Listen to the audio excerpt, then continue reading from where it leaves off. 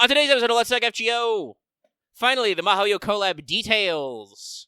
We also hit 20 million downloads in NA server, English server, whichever server region, which comes with a whole heap of healthy new things, plus your mail, and some more, and also some other news. Like maybe you'll finally be able to bind your account to something other than just FGO and prayers. All this and more. I'm one of your hosts, Omega. With me as always, Lucky. Oh, I hope everyone is enjoying Fate Grand Order, aka only half of the full package. And while we here at Stu Mega like to bring you the latest in FGO-related news and memes, we will be talking about current and future events with the JP and EN versions of the game, so anyone not wanting spoilers should make sure to install at least 10 years first. Yes, we're going to have a wild and crazy time. No intro joke. I didn't have any jokes today. If I had them, they would probably be more directly MaHoYo related, but also I don't know about spoilers. Because lots of people are picking up the visual novel as a result of the collab and stuff. I've literally seen people saying it on Twitter. More on that later, though. First, I have to thank our lovely patrons who helped make this possible, such as Adam DeHarp, Blacklist OG, Call Me Zed, Carlos, Dragon, Flays Iceberg, Jeremy Vasquez, JDV9000, Just the Fake, Starlight, Legendary Boss Hunter, Liam Kessler, Region Raptor, Rise of Kenji, Rogue Robin, Sharvor, Empire, some guy named Bob, and Ray the Crow. If you like what we do want to see some more, consider supporting us on Patreon. Get access to episodes early, lots of other goodies, and it really helps us out. And you, too, can be part of the shout-out at the front of the show. Thanks for your support, everybody. Thank you. Yes. Okay, that's the patron bit out of the way. How we clocking? Okay, we'll do a couple minutes. This means I can scooch safely along to check in with everybody's favorite Kohai. Mash? Senpai! 起きてください. Because it's time for our regular segment for pro tips. Wake the fuck up, Senpai!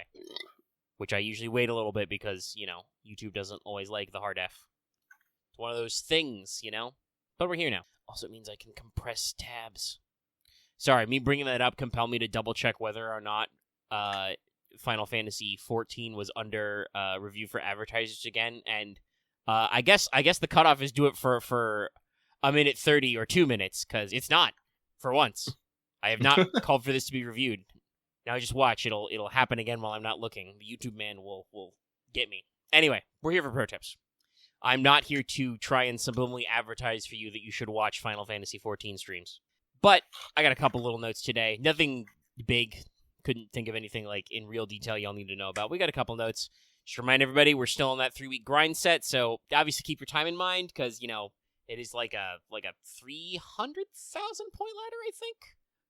So, you know, you got to keep your time in mind, but we're like a week in, you got like 2 weeks left. You don't have to go ham. People have still gone ham. I was kind of surprised when we got the alert that the epilogue would be available, so like it's not that long of a time to get through the time gates. You just got to get them points, but some people were like lickety split on that. Also, if you're following your news updates and you're curious about our new blue apples, expect tips about that down in the main body. That's, you know, part of a news item, so I will explainify that later. As you do.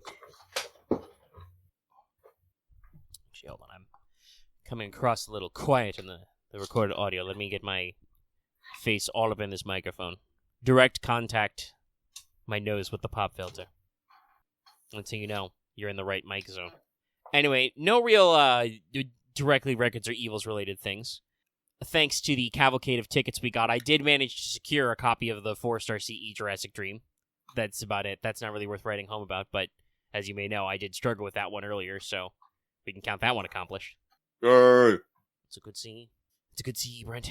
But we're going to keep on keeping on and check in. Did you finish your master missions? The answer, probably. Because to complete your master missions this week, in FGO EN, you need to defeat 3 servants with the Earth attribute, defeat 15 humanoid trait enemies, defeat 20 and then 40 servants, and then get 2 gems or statues as drops, and then 4 gems of statues as drops. Literally do the event. Do anything, honestly, but also literally do the event. You'll be fine. There's so many of these things. Scoochin' and sloochin'. That means it's time for the news, though, of which there is much. Proceeding in chronological order. First, starting on the 25th, going until the 9th, Learning with Manga FGO collaboration event banner number 2. It's a Tamamo and Daikokuten banner, double casters. And this one is notable because, as far as I can tell, this is NA original. I do not think the collab had a banner 2 in JP. I'm pretty sure I covered that last week when we were, covering everything, and it wasn't supposed to have one, so that's nice.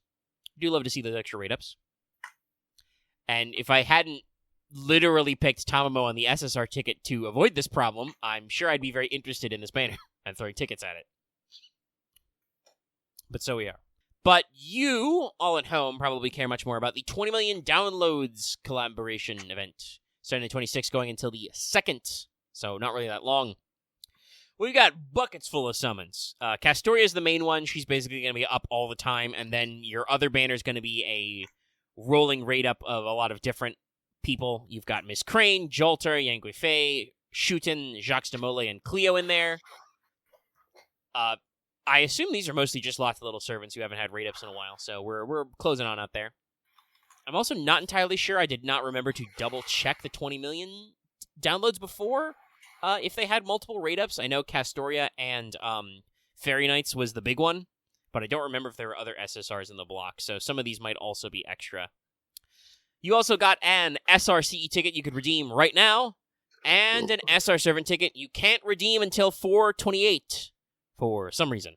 Other than maybe they're trying to avoid crashing the servers, I don't know why they don't let you do the servant tickets right away. Not sure. But in case you're feverishly tapping your buttons trying to figure it out, you can't do it yet. You gotta wait until the 28th. Okay, everybody? Daily reset on the 28th. You'll be good. You can do the CE one now. I grabbed an extra copy of the LB6 CE because the odds that I will get another one of those is very low. But you can get basically any relevant 4-star CE. We've got consecutive and total login bonuses. Everybody make sure you've logged in today. I don't know if people are jamming to it, but I'm sure I could yell on our Discord about login time for the celebration if people want that sort of thing. I or one of the other mods can make sure to do it. But you've got total 5 days login, consecutive 7 days login, all the usuals, 10 of stuff, culminating on like 10 tickets, got a bunch of other little stuff. We got limited time master missions for story progress. Just if you've been keeping up on the story, you get extra Saint Quartz. If you haven't been keeping up on the story, well, when you finish it, you'll get extra Saint Quartz. During the event period, we've also got double suck chance and all dailies open if you are, for some reason, behind on your leveling, which, I don't know, you might be. Might have some new servants. We also got a Percival interlude added, I guess because we're just vaguely, Lost But 6 themed. Free seating is now in the Rare Prism shop, and Jolter's costume is now in dressmaking. It's available if you've completed the Shinjuku EOR, so plenty of stuff out there. We got a couple of little things going on there. The follow limit's gone from 5 to 10 if you are in need of using the follow function. And your second archive slots have been freely upgraded to 1K total from about 900-ish is where we should be. So that's nice, isn't it? The tutorial 10 spin was updated. That obviously doesn't matter to any of us unless we are planning on making alts. But if you are a newer player or have not yet joined FGO, it's always nice to see. I kind of don't know why they tuck that into, like, the middle of news updates for other stuff, but it's always cute to see. And I do know some of you keep alts. And technically this is a point below her, but I'll say it now because the other one is longer. We do have a social media campaign going on right now for a total of 30 Saint Quartzes. The social media campaign will give you a full 10 spin. Isn't that nice? But the big one is that the 20 million downloads section added a new item. And this is actually important because, we had this whole discussion last week about how the Apple nomenclature works. They are actually, I remember this from earlier in this week, they are actually straight up called bronze in the English version anyway. I think they may have been supposed to be copper in the original Japanese translation, but, gold, silver, bronze makes so much sense. They're not called copper medals, But the bronze sapling is still bronze. You can use these items to consume 40 AP. This turns it into a bronze cobalt apple. We will be saying blue apple from here on because that's much less syllables. The blue apple returns you the same amount of AP you spent when you made it when you consume it. So you spend 40 AP, it turns into an apple worth 40 AP later. So basically, you can stock up when you're in downtime and then consume them when you're in uptime, get your AP back when you need them. It's a very useful, handy feature that's pretty cool. I'm glad we finally got it. They dropped like 3 to commiserate the campaign. It's just a general login, and then I think that, like a lot of other things, like pure prisms and certain mats, they have been retroactively patched into main story clearance. Yeah, Jesus. Yeah, I got like 1,300? I thought it was like 1,500. It's a Or lot. was it It's 4 digits. Yes, it was a lot. Which is a lot of fucking AP. So, like, I'm very glad. Lucky's gonna start a fight. There's a lot of AP going on. Also, what sort of fight? Is it a cool fight? I don't know if it's a cool fight. It'll probably be an internet fight. Snap fight? Let's see here. Where's the Patreon chat? Rolling my bones. Oh, I appreciate this. If only because I think people will be much more. We don't usually. This is one of those funny things. If you're watching this video on YouTube, you already know what's going on because I have already posted the thumbnail, and the thumbnail has been the bed image for this video on YouTube already. But Lucky does not necessarily always pre-make the thumbnail before we're done recording, so you just got to hear me chuckle live as I see this, and my immediate thought is, yeah, people are gonna click on this. This is good. We've got the fucking arrows. We're a real YouTube now. Oh no, it's completely fine. It's completely fine to want both. Like I'll think this. I would want both too. But if I had to pick between one or the other, you know who I pick. I mean, this is literally we've turned our thumbnail into the slap car meme. Yeah. You know, like, this is good. I like this better. Or however that goes. But yeah, we'll fire it up. That's a good time there. I also love the just yeah. All right, okay, let's save that in assets. Alrighty, okay. But yeah, so blue apples, great, thumbs up, love them. I'm spending lots of AP right now, so I can't make use of them, but definitely be a good idea to just, crump a few when you're not doing anything and save them for later. So it's a pretty cool system that I think we enjoy. Yes, thank you, Legendary, for the actual full meme. This is brilliant, but I like this. And I'm pretty sure you should actually have the British accent, because I'm pretty sure that's Top Gear. Yeah, that's Top Gear. Yeah. But yeah, so that's our 20 million downloads. Obviously, I understand that many people, as always, are confused and dismayed by the delay on the SR ticket. But it is what it is. We'll get there. And the bronze apples are very cool. And I don't, some people will be like, oh, what server are you going to give it the ticket? You. That's a question you should ask Lucky. I don't know if he knows yet. I do not know yet. It's Hephaestus for me. This is Hephaestion's right there. We're just getting in there. I genuinely don't know. I have I like my Mary Anning is already level 60, and I'm not like ready to start spending Grails Hunter at this time. I already have a level 80 Grailed Gareth. I'm not in I already have a market in formerly bronzified Lancers, but I have so much EXP to defeat Hephaestion like right away. Not only because I like Hephaestion's character and design, but also like, God, I could really use a pretender. Fucking Oberon's dodged me like twice. One time with real money.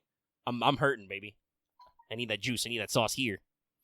Lancer Alter's a good pick if because she's story locked. If you don't have her, I got very lucky in some banners there. Though it's been a while, but to remind old-fashioned people, I should remind everybody that my first time with that banner was not so lucky.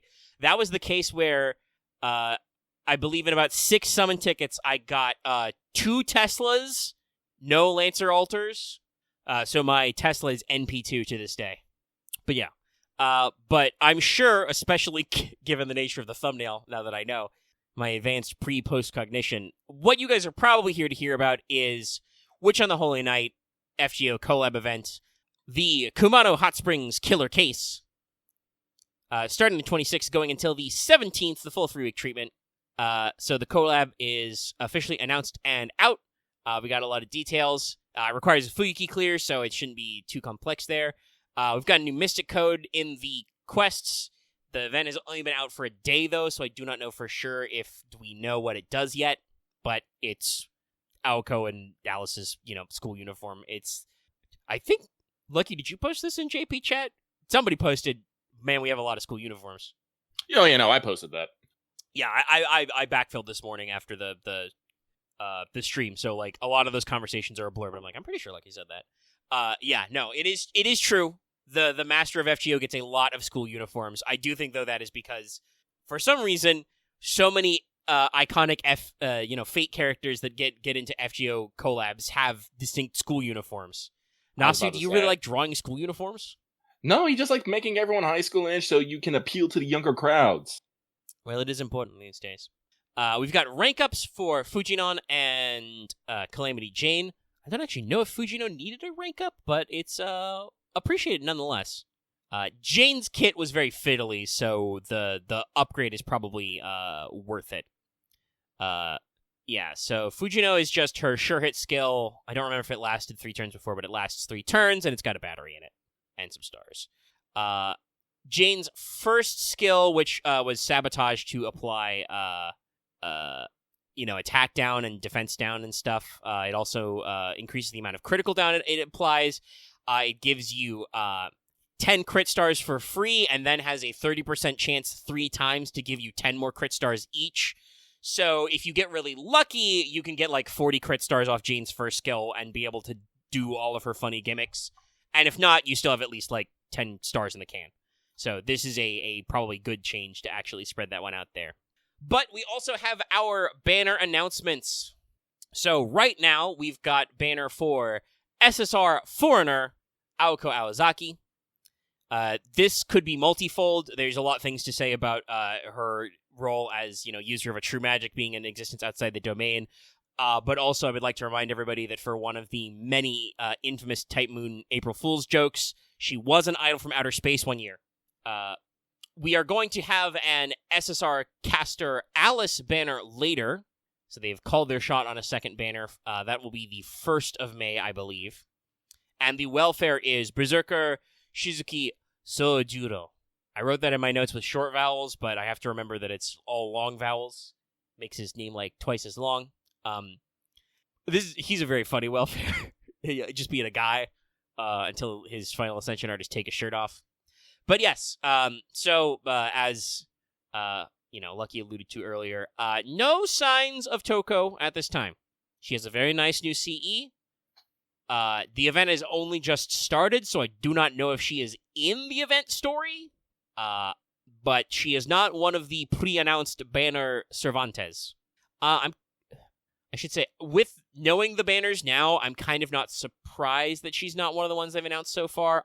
It's a 3-week event. I hold nothing out for, like, a surprise banner number 3. I neither assume nor deny. Yeah, but I know. It's like we have so many limited servers in the bonus list. They're gonna do some extra banners with them. They have to. Yeah, some of them they have done already with the collab thing, but I'm especially with like actually was Jane in the no, I don't think Jane was in the collab one, but I'm expecting like maybe a Space Ishtar and Jane setup. Yeah, I don't know for sure. Like I said, I neither assume nor deny that it could happen, but this is an interesting way to take it. Sojuro is kind of a supporting character, so slotting him into the welfare works. This kind of like solves the question of like, well, who are your lead servants going to be? They're like, no, okay, we'll do Alice as an SSR as well. Also, I will give you the full lowdown later. The amount of extra detail work in AOKO is kind of crazy. Oh no, AOKO is absolutely peak. Like, yeah, in like all regards. Her sprites and animation, like her NP animations, her scale animations, all of her suite of expressions, like sprite sheets and everything, all very in there. But also her mechanics are fucking out of this world because she's basically 2 servants. She is herself Awazaki AOKO, and then also she can transform into Super AOKO, which gives her basically a whole second kit, NP, extra passives. Like I said, I'll break it all down for you later, but like, we've talked at length before about how like the story of Mahoyo holds a special place in Nasu's heart because it was a story that he was working on even earlier, but took longer for him to get to publish, right? You can really feel that extra touch here. I'm very much looking forward to figuring out, like, will Alice Koronji, like, stand out in this regard as well? Like, will she have as much attention to detail? And if she also has this much crazy attention to detail, as much as I think I can phrase it as I'm not happy about it. I am not super upset, but I am also not overjoyed. I can understand if we are not doing Toko now if we are doing that level of attention to detail. Because I'm sure that takes extra work to basically do a servant who's two servants. Oh yeah, no, like the amount of effort. Nah, that who knows how long AOKO's been in frickin' development. Yeah, I don't know, but the timing worked out. I'm already hearing people like I don't know whether or not they're coping. I mean, they're coping, but I don't know if they're coping for no reason. People are already saying anniversary, anniversary, anniversary. I mean, that'd be nice. I mean, it'd be a cool tie-in, kind of a callback, and it could work out. It would be arguably less weird than Archetype Earth that one time. Also, looks like it's a point event. If you just want like general event recaps, looks like it's point gathering. And a couple of other bits of news from the stream time. First of all, we're already calling our shot on summer. It seemed like. Yeah. We're already like starting to hype it up. Okay, all right, sure. On the one hand, I'm hoping that means maybe a little bit less of a story integrated one, but that's a bold choice. Sure, we're gonna get vibing. But also, this is a lot of just great general quality of life news. In JP anyway, they are planning on implementing a separate account bind soon. I believe this option will go live the 7th of May, I think they said, but no exact details right now, but apparently you will be able to link your FGO account to a Aniplex Online account, and so you can actually like have an anchored account so that you can do normal phone app stuff with FGO, and it's not just like living on your phone until you input the secret passphrase and type the rune of transferal, which is nice. I hope this gets added to NA early. Obviously, they're gonna have to figure out like what kind of service to run it through. Like, I don't know if like Aniplex of America Online has an account system. But still, it's nice because that's like one of the major areas I think where FGO's like age as a program is really showing, in that like you can't even like link accounts to something else. You just gotta like prage. So that's cool. Keep your eyes peeled for more details on that. One last bit of NA news. We got a little bit of a lead time on this time. We've got the 2,500 days anniversary. That will be the 28th as well. So lining up with when you can activate that ticket. You get 10 sync points for this time. This has an exclamation point. I did not add it. That was there. I would say, though, plenty deserved. 2,500 days. Long time. But yeah, so as usual, like, I mean, I'll say this. We're going to talk somewhat about the event. We're not actually at final thoughts time. I'm on, like, the point break for the point gate for, like, section 5. So I'm, like, 3/4 of the way done, but not quite. But I'm not going to say that, like, people were doom posting about FGO because they did announce the Mahayo collab plenty ahead of time. Mm-hmm. But we are definitely back around on We Are So Back. Like, number one on the App Store, all that stuff.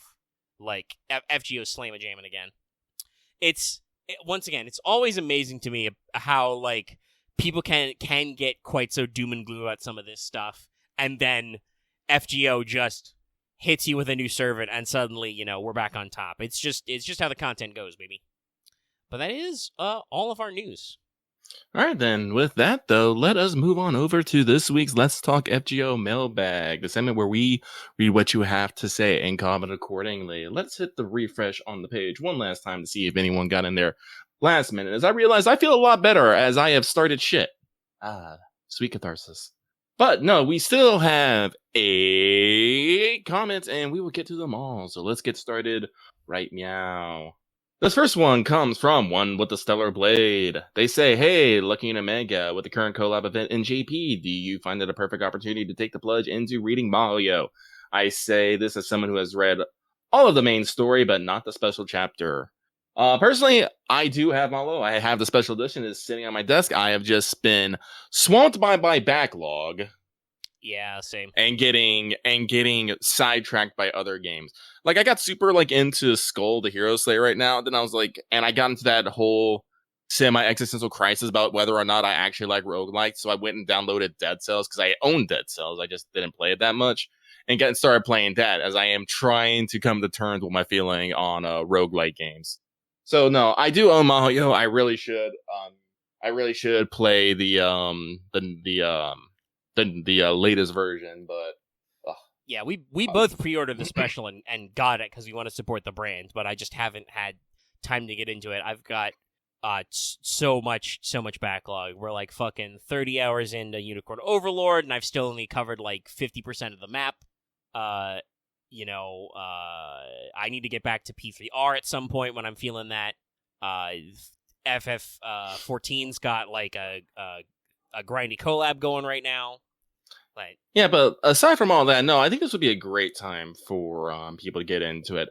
I do know that when this comes around in English, I will have definitely gotten through all of Mahoyo. Yeah. So I will be the tip of this top. Like I said, I played it like a long time ago, and everyone knows Lucky's memory is kind of fucking shit. So I don't remember all the major details. So it'll be a good refresher for me. Don't forget to give me like the secret hand sign when if you happen to get into Mahoyo before I do. We can chew through the whole thing together and probably do the old fashioned video game book club about it. Oh, we could do that. That'd be fun. I'm sure the audience would be interested in our kind of like in-depth thoughts at some point when we're both in there. I mean, we got the collab in too. Like, we can pencil in like a big Mahoyo show. Why not? Yeah, we can figure it out. We'll work on the time. It's one of those things where like, yes, I know that my personal read speed is faster than average, but also I know it's Nasu, so it's going to be chunky. So it's just like I have not set aside the time. I think that's the big thing. Yeah, no, like honestly, I think probably the major reason I hadn't got into it is because I've been working a 9 to 5, and then when I lost my job, I got into depression zone, and I am just now getting out of it. So yeah. But I know, personally, my backlog problem is not getting any better. Hey, this is it's not entirely for Lucky and Loth when they're listening, stuff. But hey, remember how I expressed interest in Digimon Cyber Story, Hacker Story? Yeah. Put on my PlayStation wish list. Those motherfuckers got me 85% off. It was less than $10, and I'm like, Jesus, shit, how can I not? That's barely played the intro so far just to get a feel for it, but I'm like, well, shit, this is my backlog now. They got me.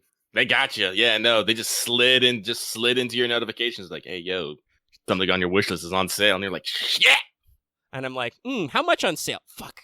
$9.84. Damn, you got me. It's like fucking Steam.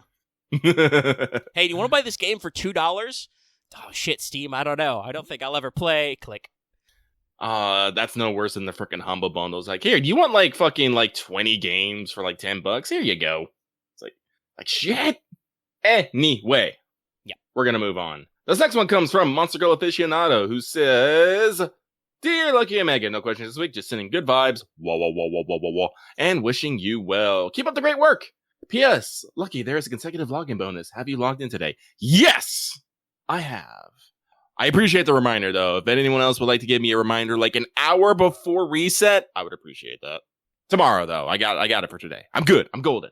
So, moving on. This next one comes from the Tyrant King. Gonna attempt to read his Mahoyo VN at least before the movie comes out. I don't know. I still feel like we got some time before the movie. Question. Yeah, has Ufotable said any news about a release window yet? Nope. Yeah, well, it's probably still up in the air.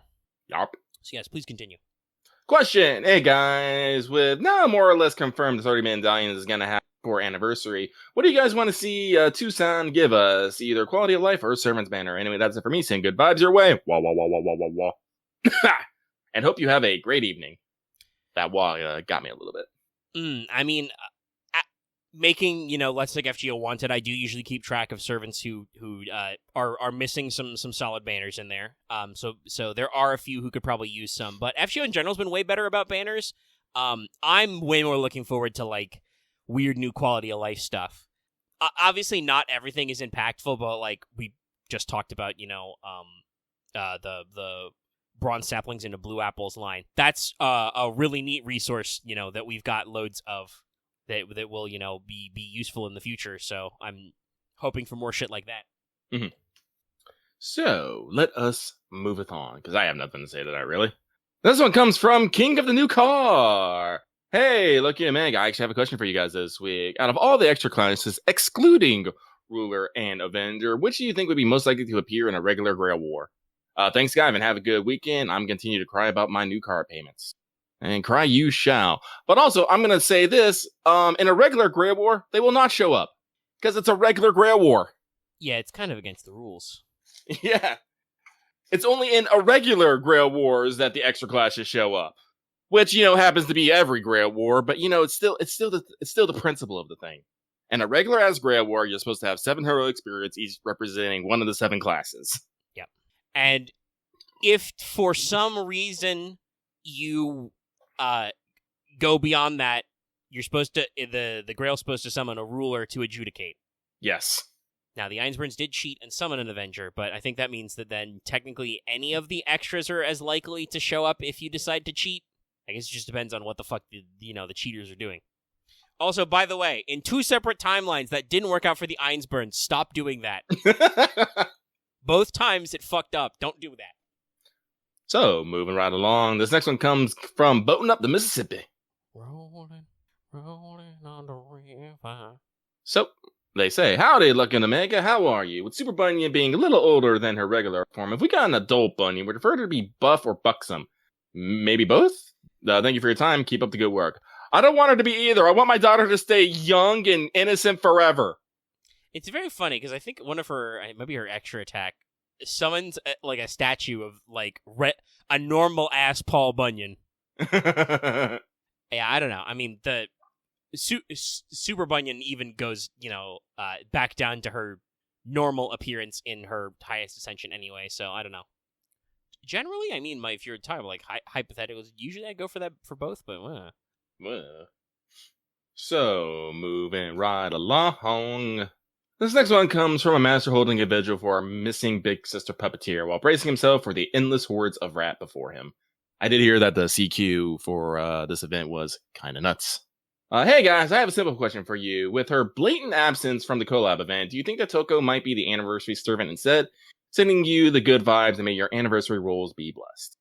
P.S. Shout out to Omega and Fail Betrayal. Love the content. Keep up the great work. Hey. I don't know if you can hear my rapid finger guns. I did, yes.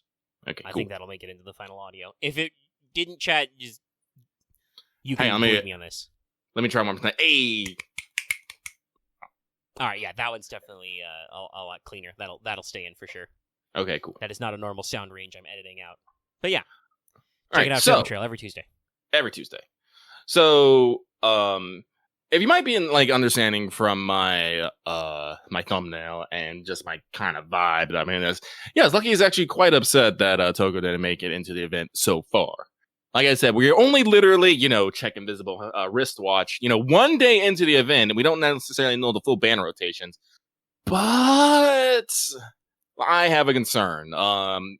FGO hasn't really done surprise new servants and later banners for a while. Sometimes they do, sometimes they did. Most famously, Kiara back in the original CCC collab was that. No one saw her coming, literally. I believe there was a couple more, but a few. It's one of those weird cases where sometimes to us in the English speaking community, banners are a surprise because we're not line reading the story and realize those characters show up.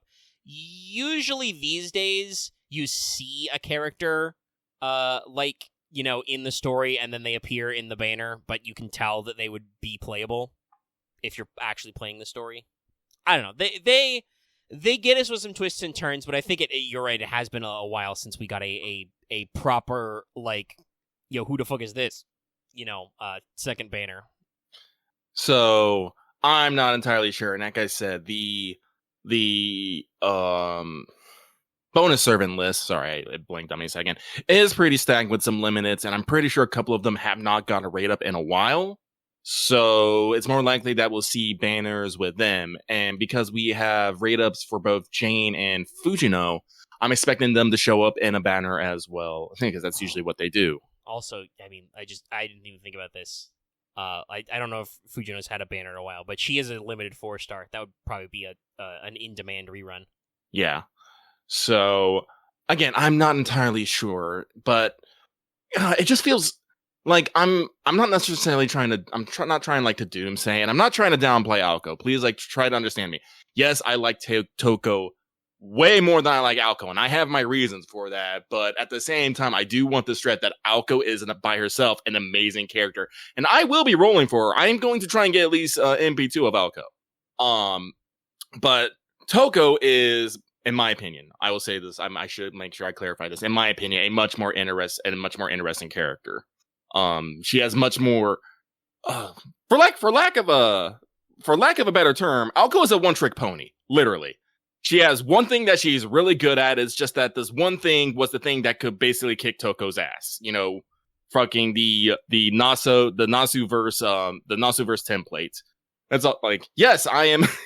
Yes, the villain is nearly indestructible, except for this one thing, and oh behold, to protect it, just happens to add the one thing to do it.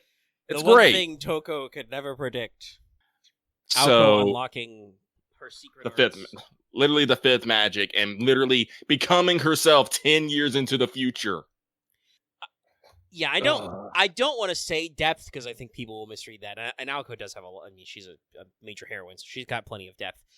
I think Toko has more range as a character because we've literally seen her in a lot of different situations. Like, despite the fact that I'm fairly certain Nasu was always intended it that way, I think, like, back in the day, Toko being, like, the villain of Mahoyo, the antagonist, was kind of a surprise because, you know, you would have previously seen her in Kara no Kyokai as, you know, part of the supporting cast, where I won't say she's a nice lady, but compared to the people who oppose her, she's doing a lot better, mostly because, you know, several people in antagonists in Kara no Kyokai are weirdo freaks who do super marijuana. Yeah, no, honestly, Max is talking about how isn't Toko mostly detached and super efficient? Yes, but no. Honestly, if Toko was to be a servant, I'd say she'd actually be a ruler. She's only interested in things that interest her and is very nonplussed about anything. She probably wouldn't even have a grail wish for the grail. She'd be like, nah, I'll do it on my own. Also, Toko has already accomplished one of the things you would normally wish on a grail for. She is effectively immortal. She is immortal, but not immortal.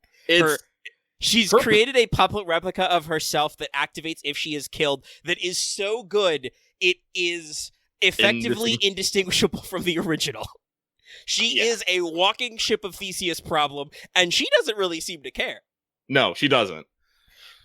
No. The guy who thinks he killed her really cared. He lost his marbles. Yeah, but, no, and it's like...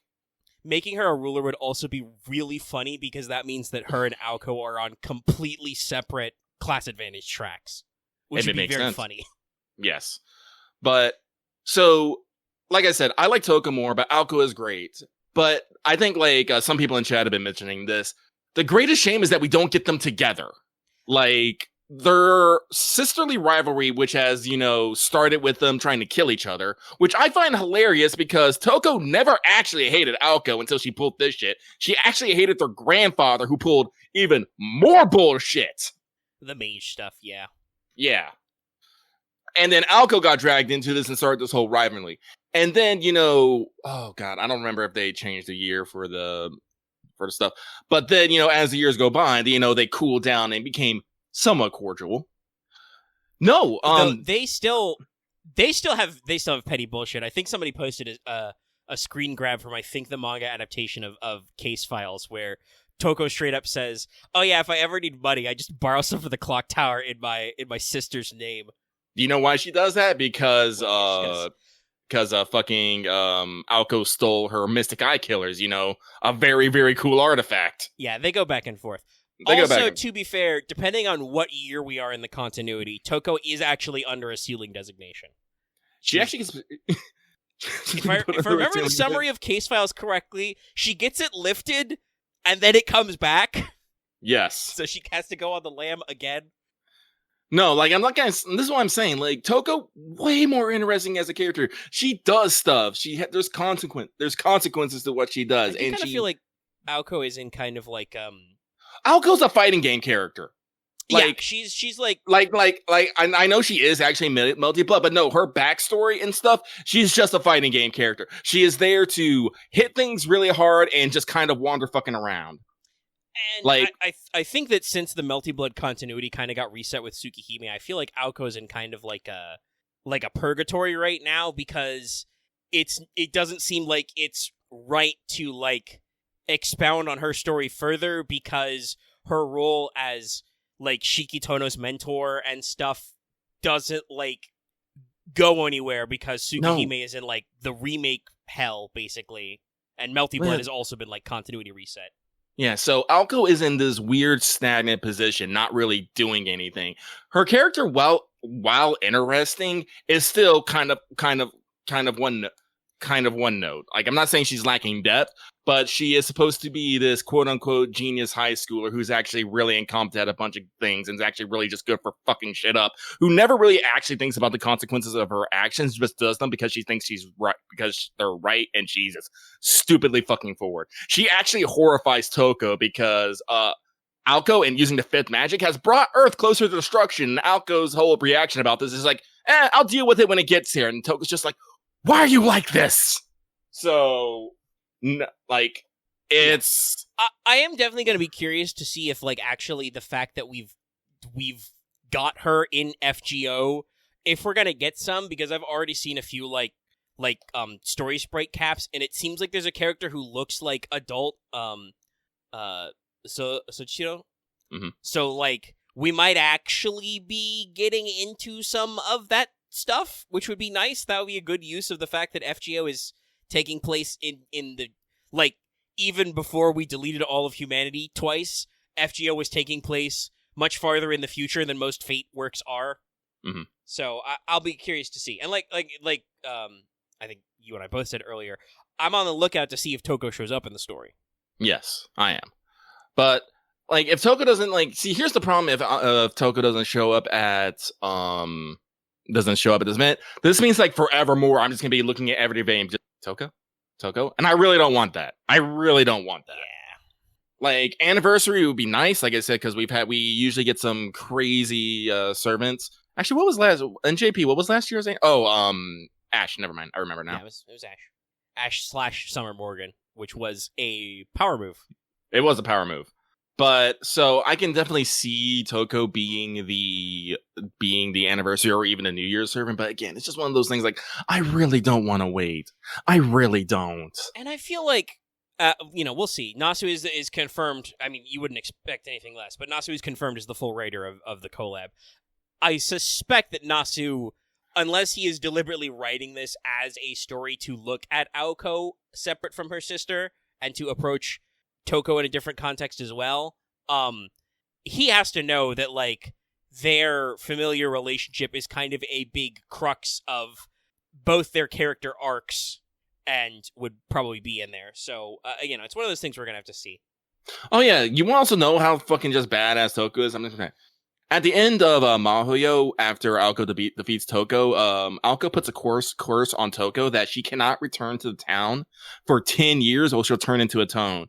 Toko's just like, K, and a year later just kills herself to get rid of the curse, moves into a puppet body, and goes back anyway. That's the kind of woman that she is. She does not give a flying fuck. I'm just like, oh, she's so good. Yeah, Toko's great. She's my hero. No, but no, we'll be seeing what's slamming. No, but let's see. Let me make sure. Did I actually answer this? Because I did want to rant a little bit here. Yeah, I know. We're asking, like, do we think she might be the anniversary? She might. If she doesn't show up again, like, this is like, I'm sorry, I'm repeating myself, I know, but this is why I said if she doesn't show up in the event, basically every anniversary and New Year's is going to be like, Toko, because God, you can't. Please, Nasu, don't make Toko our new Tiamat. God, you just like sent me back in time, and I'm like, no, that was us every fucking event before the arcade collab. We were like, listen, arcade got playable Tiamat. When's Tiamat coming? Lasengo. When's Tiamat? It's like I personally do not want that. Like, putting Toko in the collab would, hurt me wallet, because, like I said, I do want AOKO. I want MP2 AOKO minimum. She's a cool. like I said, I don't like her necessarily as oh god, how do I want to explain this? It's like I like her, but I don't like her. Like if I think if I'm getting this right, the way would be like you don't necessarily like her as a heroine, but as like a character, especially in a game like FGO where she is a playable unit, that's a lot more interesting. yes, yeah, that is like as a heroine, I think she is majorly flawed in ways that I cannot easily reconcile with. Like I said, I am an old man. I look at these kids and be like, look at these kids being fucking stupid. You know, it's kind of one of those things. So, but like I said, she's interesting. Her design is peak in this game. Her mechanics are peak. Her NP is peak. And aside from her, and aside from the actions that she takes and whatnot, she's kind of fun. She's really funny. Her skill, they actually put in the bunny suit into her skill animations. You got a rare chance that when you do one of her skills, she'll actually transform into her bunny girl. And we're like, yes, because that's hilarious. Her expression sheet's fucking great. No, it's good, but it's like, it's, ugh. Like, it's just going to devolve into grunting now because I think I have said everything that I really can say about this, and I'm just going to repeat myself. So, anytime from now on, if we get into this, Lucky will just dissolve into caveman grunting for everyone's convenience. Anyway, moving on. So, this next one, getting attacked by an army of mice. They wanted to multiply, and boy, howdy did they. Afternoon, Lucky Bunny and the Omega. What are your thoughts on blue apples, and how often do you think you will be using them? Have a great day, and may the rats grant you lots of luck, and love. I would like love from the rats, too. I want to pet their heads. Also, they are I can't remember what they say, but I'll just call them like the avatars of Daikoku 10. Fortune be upon ye. But in regards to your question about blue apples, I do think I'll probably be using them a fair bit. Probably not like every day, but when I'm not necessarily jiving with an event or something, or I am busy, I think these blue saplings are a great way for me to be like, all right, let me, just store up my AP for later and, go to bed.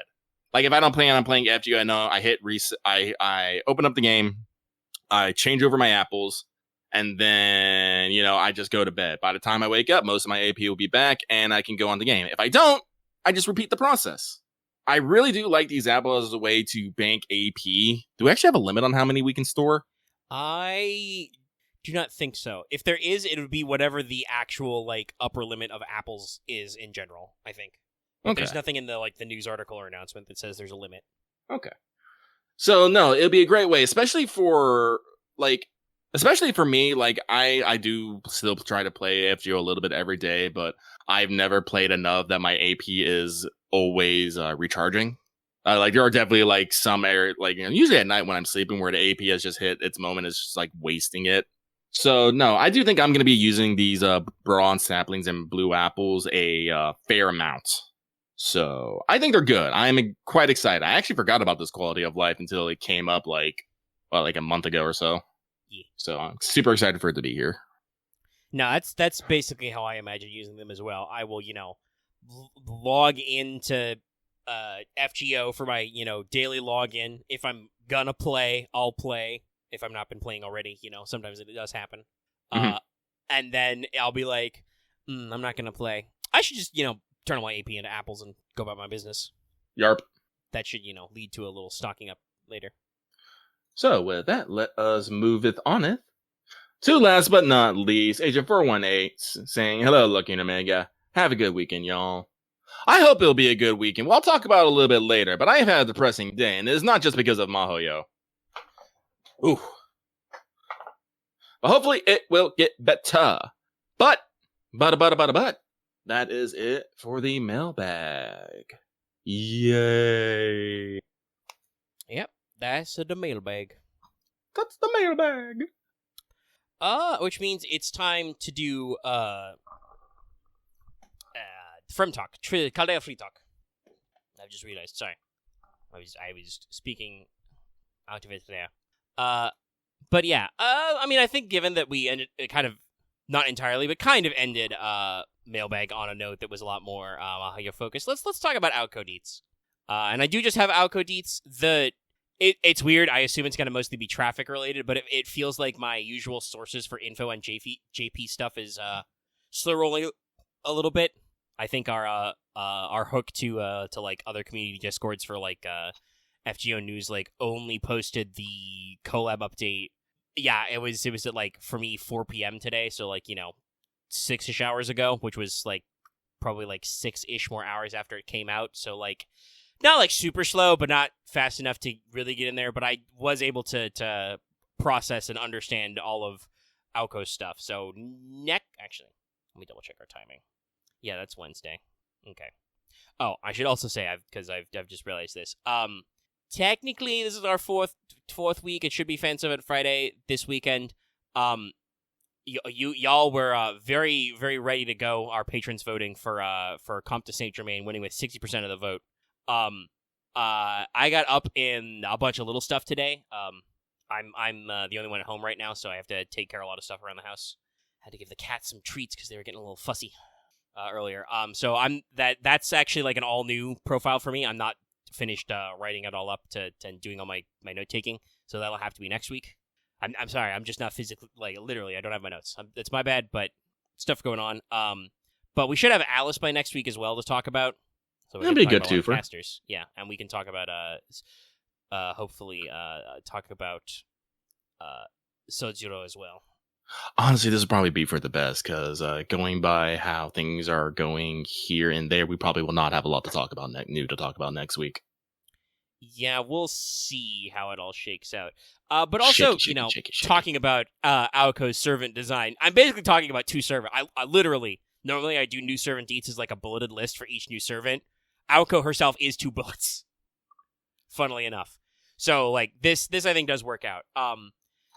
And I start my notes by saying that, strictly speaking, AOKO Awazaki may be the most complicated unit in FGO's history, even more so than weirdos like Jekyll and our multi-NP units like, Ptolemaeus and Melusine. She's basically 2 units. Not just like she has a funny NP switch that does something different. Her switch to Super AOKO gives her not only a new NP, but it changes her skills. Some of them retain the same name, but they add extra features. It gives her like a different sprite. We'll talk about it in a second, but it changes how some of her attacks work, and it gives her brand new passives that only apply in Super AOKO mode. So, like, they literally had to add new tutorials and tooltips to explain how AOKO works. So I feel like this is not a misspeak to say that, like, yeah, she's pretty complex. As a foreigner, stat-wise, she's on the lower attack side, higher HP side, but not to either extremity. So she's not, like, the very highest levels of HP, but thus not the very lowest levels of attack. Her deck is the same no matter what. It's Quick, Arts, Buster. She has average hit counts and NP gain. She's 0.55 NP, and she's, like, 4 hits on the Quick, 3 hits on the Arts, and the Buster, like, a 5-hit extra. So she has 2 primary gimmicks. The first one we'll talk about right now, in brief. Her normal forms NP is an Arts support NP, which transforms AOKO into Super AOKO. Doing this permanently buffs her Arts and extra attacks for the rest of the fight based on NP level. Ending on like, well, if you go all the way to NP5, let me see. I think it's like 50%. Yeah, it's 20 to 50% up based on NP level. Which, as usual, by the way, means that your NP 1 to 2 jump is the biggest, because that goes from 20% to 35% extra. But basically, if you have an NP5 AOKO, when she does her Super AOKO mode, you are talking about a permanent mana burst. Jesus. Like, you are at 50% extra for basically the rest of the fight. Also, by the way, as far as I can tell, Super AOKO never switches back. It's like a Melusine transition. Also, it makes her Buster and extra attacks AoE. They will hit all enemies. Oh man, I've been asking for this sort of mechanic ever since we got super giant enemies who would hit all your things, and finally it's here. It's a little wild to think about. Yeah. So the way this works is basically when you use those cards, it hits all 3 enemies. Her attack power is roughly halved. You do roughly half the normal damage dealt, kind of like how Musashi's hit count manipulation works, but now to all enemies. This is presumably why her Super AOKO mode gives you that huge extra and Buster buff. Also, I was wrong. Her extra attack hit counts in Super AOKO are 6 hits and also AoE. So she gets an extra hit in there. Buster stays 3 hits, but it's also now AoE. So like that probably means that like if she were generating a lot of NP off that, it would probably be big. The other thing is also her NP gives her a 3-turn crit buff on self based on overcharge, which goes from 30% to 70%. Not the craziest, but for a 3-turn crit buff, pretty good. And also, honestly, with the way overcharge levels work, a lot easier to swing than, getting NP5 for the damage. You can add overcharge levels extra. So, Super AOKO has her own NP, her own versions of her regular skills, and extra passives. We'll cover all that extra stuff at the end. For now, we're going to talk about baseline AOKO from here. So for regular AOKO, her first skill also gives us her second gimmick.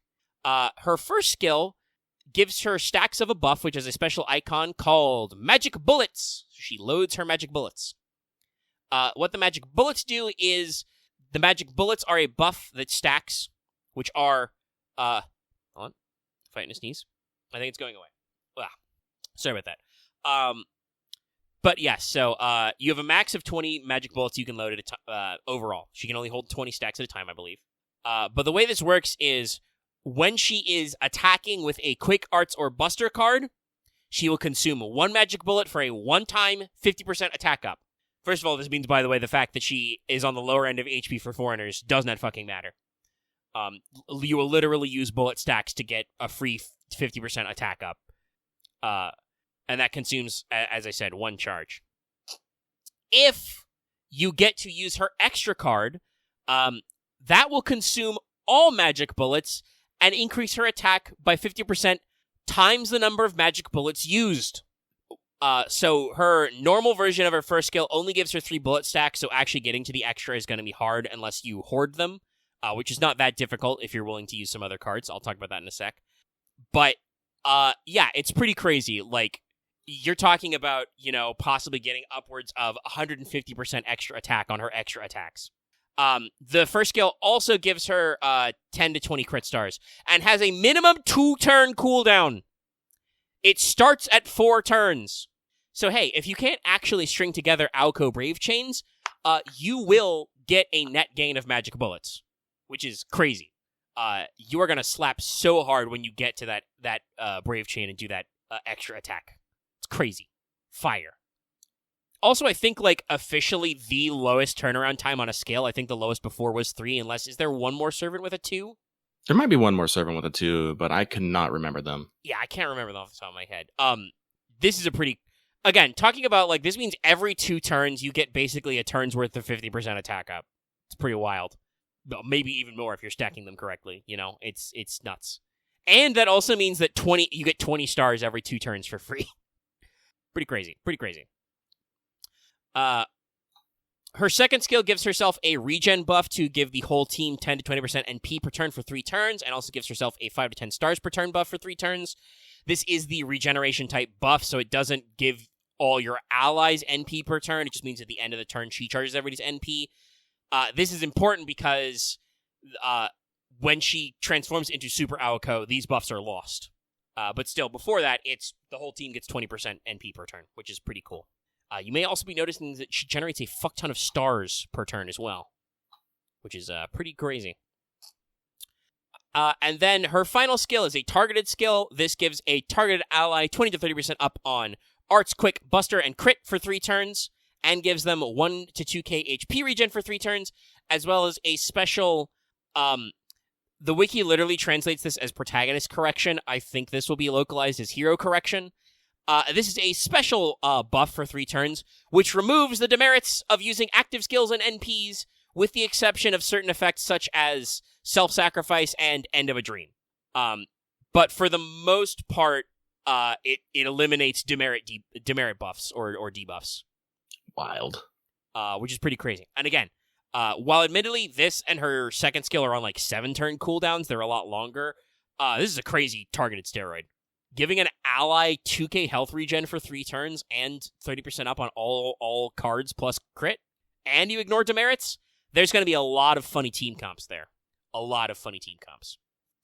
And then what her passives are, regular AOKO always has, I should say, has existence outside the domain, E, territory creation, E, and item construction, E, so she has 2% debuff resistance, gets 2 stars every turn, and has a 2% increase in her debuff success rate and arts performance.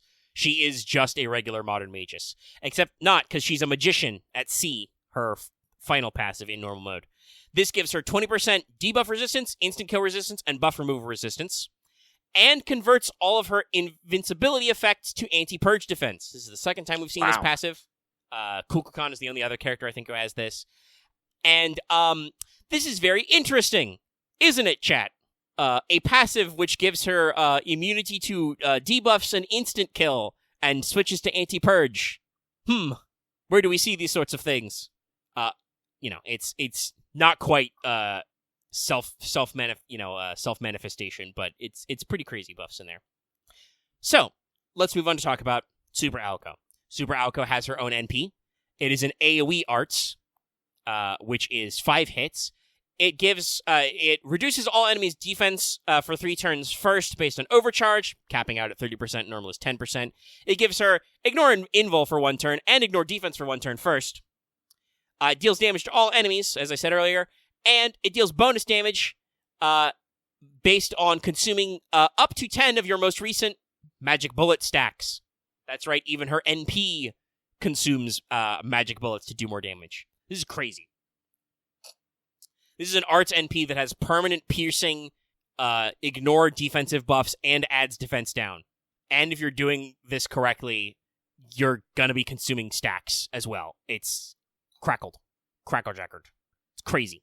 Also, it's an arts NP, so like y'all, I think arts farming might be back on the menu. I believe I've already seen people posting online about the double AOKO system. So, you may see some interesting meta comps. So, her first skill now gives her 6 magic bullet stacks per use, doubling the amount of bullets. It no longer grants her crit stars, but it gives her invul for 1 turn, which becomes anti-purge, and also is an art steroid for 3 turns, the normal 20 to 30%. The skill cooldown increases, it's still a 4-turn minimum cooldown. So you've got a lot more utility there to get into. Pretty cool. Her second skill is now a 52 100% battery. That's right, this chick can fire her NP to become Super AOKO, and if you've got her at a high enough ascension, instantly fire her Super AOKO NP. It also gives her 20 to 40 critical stars. Admittedly, this is once again, still on a 7-turn cooldown, so, like, when you pop this one, you're not going to be doing it again for a little bit, but it's still pretty intense. And then her third skill is basically a second NP. You can only use it when her NP gauge is 100% or better. It consumes exactly 100% NP gauge. It increases her own Buster and extra attack performance for 5 turns. That's 30 to 50% on Buster, meaning she is now at double mana burst. And 50 to 100% effectiveness of extra attacks for 5 turns. Jesus. It also charges everybody else in the party's NP gauge 30 to 50%, gives everybody else in the party minus 2 turns of skill cooldown, and gives everybody, including herself, a 3k to 5k heal. So Arch Stall is back on the menu. This has an 8-turn cooldown and also costs 100% NP. But I think the effects are worth it. Basically, the way I think this works is, so you can use AOKO's NP to wipe out waves. Cool. You can also use her Buster attacks to wipe out waves, because I assume that the normal crit rules apply. So if you have a Buster team comp, you can just use 100% NP gauge to give her fucking 50% extra Buster damage for 5 turns and just win that way. This is probably the most unique solution to farming I have ever seen. If you want to just do arts NP loops, I think you can. But also, you could just do Buster shit as well, and you don't even need to worry about NP looping, because the AoE effect is on her cards. You just have to pray for good RNG. I assume this is why you use people are theory crafting with a double AOKO system. So you basically just, immediately have AOKO switch to super and do AoE attacks that way. But yeah, no, it's crazy. Super AOKO also has 2 unique passives that are added. The first is just a pretty normal one. She gets a special buff. She generates a magic bullet for free at the end of every turn. She's constantly reloading. The second is basically a passive version of her normal form second skill. She has a buff on herself, which means she generates 3 additional crit stars per turn, now up to 5 total with her other passive, and the whole party gets 10% NP every turn. The whole party. Passively. This girl is nuts. Like I said, I talked about earlier, the attention to detail here is crazy. She has special qualities in her like attack and skill animations. Both of her NP animations are super high detail. AOKO has some really great expression sheets already. The classic Takeuchi, pointy teeth face is in. The raw face. Yes, among others. I believe people have already spotted the weirdest wombo combo of Baghead and Rarface. Yep. Taking lessons from Karen there. Yeah, so just like crazy extra like production value and attention to detail. She has like multiple different, poses in her regular like arts. Her first one is I think her classic look. Second stage is school uniform. The third ascension is her famous blue dress look, but slightly updated. And then, obviously she has a special spray for when she goes super. Also, the final ascension art's just cute. She's just jamming out. But yeah, no, wild design. And like I said, obviously I think, depending on where you're at with liking the story, some of you are gonna, some of the audience is gonna prefer Alice to AOKO. I do not know necessarily how AOKO competes with this, and if she's as crazy, this is why I'm like, honestly, I would be shocked if they also did Toko, just because we seem to be putting so much effort into these servant designs. And I know that some people have criticized some of the more recent servant designs for being, some people would say lazy. I think sometimes more reserved, where like there are a decent number of NPs like in the past year or two where the servant automatically goes to their final ascension to basically like conserve on animation styles, and stuff like that. This proves, I think, to say that the art team is not lazy. They're just concentrating their resources in specific areas. And I guess they really, really wanted to jazz up AOKO. I mean, it makes sense. Yeah. But yeah, no, this is crazy good. But yeah, that ends our new servant deets for now. We'll be back at you next week, like I said, for a hopeful on, Alice should be out, and also I don't actually know, where Sojuro is at attainable wise, so we should also hopefully have some details on him as well, like as a temporary, or maybe getting some of them MP copies and stuff. See what's the ups. I believe the suggestion was that he may have some sort of instant death gimmick, or also I'm just assuming because the way AOKO's regular third skill works, he's probably going to have some demerits on his skills, so keep that one in mind. Mm-hmm. But yeah, that means if that is out of the way, we can also do what I have called even further impressions of Collab. Because they're not quite first impressions, but they're not quite final impressions, because I'm not done with the event yet. I know some of you noomed very fast, and the epilogue was available early, but there is a little bit of a points queue up to get near. So I think I said before, I'm at the points gap on section 5 out of like 7 or 8, so we're over halfway, but not quite done yet myself. Where are you at in the story, Lucky? Oh, I am not that far. I'm only at the second city, the one with Cleopatra. Yeah. So you're a little behind the curve, but I think this will perfectly kind of encapsulate my thoughts about the collab. I would say the funny thing is the difference between where I am and where you're at, you're not missing that much. No, that's the impression that I've been hearing from people, if I'm going to be honest. Yeah. I think I have seen quite a bit of discourse on this in our, Discord. Yep. About this, on people arguing whether this event is good or not. And a lot of people seem to have varying degrees of it's okay to it's like the scale goes from it's okay to this is the worst event that FGO has ever done. Like that's our scale. Yeah. I was gonna mention that as well if you didn't. I legitimately, like, in the early, like even at the early days of this event, I saw some people saying that they remembered some discussions about this event when it came out in JP, which, by the way, I absolutely did not. I remember nothing about how JP or, EN players of JP felt. They remember some discourse and said that they thought it was one of FGO's worst events ever. And now, I'll admit, it's kind of funny. Doing Water Crisis, I had no expectations of that and was very pleasantly surprised.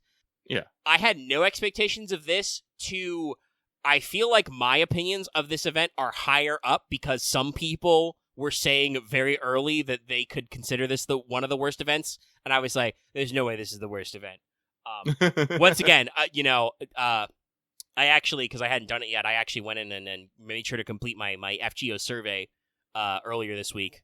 And they asked me how long I've been playing, and I told them since day one, baby. So, I remember when things were very scuffed. This is not really that bad. The 3 different kinds of digging equipment, it's a little fiddly. Not sure I like it, but the bonus is all in one drop, so it doesn't really matter. It's just annoying. But at the same time, this event is very formulaic. Very formulaic. Even more formulaic than Sea Monster Crisis. Yeah. Sea Monster Crisis at least changed up the challenge each time. You knew you're going to find a new weird water creature, and it's going to give you a new problem you're going to have to solve. But all the creatures were relatively different. There was actually, the one time they were supposed to be related, but for the most part, they were from all kinds of different mythologies and folklores. And then, their weaknesses were all over the place. And you got some really unique options with, what you would actually do with your cons. The Learning with Manga collab really is just go to a new city, movie gag. The servants in the movie gag are pissed. Fight them. Pay them money. Go grind points. Everybody is happy. Here's a statue. Next city. There are a few details where you switch POV a little bit, in there. There's some extra lore building in between. But for the most part, that is the basic function. There is a gag. There's a fight tacked onto the gag. Then you got to go grind points. Now, I'll admit, I do think that some of the opinions on this part of it, I have to suspect that it may be because some of our audience, especially the people expressing these things, they may be a little younger. Some people seem really bothered and skeeved out that Bunyan asks us to go fundraise. And it's yeah, that's not great, but we've been in this game, we have been asked and or told to do way stupider and sketchier shit. 2, yeah, that's what a job is in real life. It sucks, but if your boss tells you to do something, usually you have to do it. And you may go, but it's not in my job description. Well, somebody's got to do it. It's... Oh, let me tell you about bosses telling you to do things not in your job description. Yeah, no, listen, I've had this come up. I've done, even if it's mostly for family, I've done, stupid gopher work jobs. You show up to help out with this project or that project, and yeah, you're being paid for your time, but yeah, you're being paid for your time, man. So that just to me reads Bunyan's not really a great boss, but it does at least kind of feel like, she's also working hard on her own stuff. What her own stuff is, I still do not know, and it's very suspicious, but she doesn't seem like a lazy boss. It just seems like she's very easily distracted by whatever the fuck's going on with her business. Also, I do not trust this gator. Do not trust this gator. He's not your friend. He does not fight for your freedom. But yeah, it's... Oh, I think some of the movie references are kind of funny. There are a couple of interesting, unique art assets in a couple of cases, but it's very repetitive. I've seen some people compare it to feeling like a Part 1 type event, and I can kind of feel that.